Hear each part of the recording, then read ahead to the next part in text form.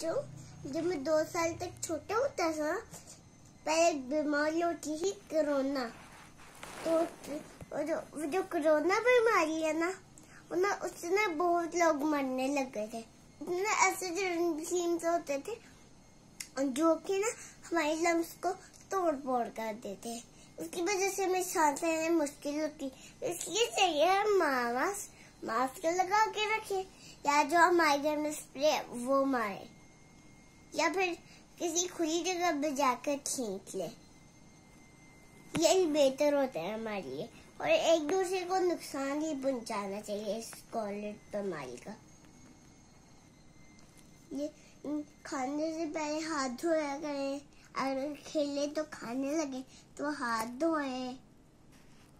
अगर कोई पैसे पकड़ाए तो फिर आप उनको पकड़ने के बाद महफूज जगह पे रखें, और फिर उसके बाद ही हैंड वॉश ही करें।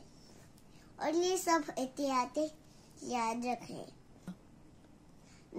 अब जब घर से बाहर आए तो अपने जूते बाहर उतार के आए, और अगर हमारे साथ वो अंदर जरासीम आ जाए तो फिर डिटॉल का स्प्रे करें। और किसी को मुश्किल हो जाए, वो सांस या किसी से ले पाए, चाहे वो भी किलो वो जो सांस लेने में मदद करे, उससे भी ना ले पाए, तो फौरन डॉक्टर से पूछे किस चीज से मुझे सांस ले पाएगा। अल्लाह हाफिज।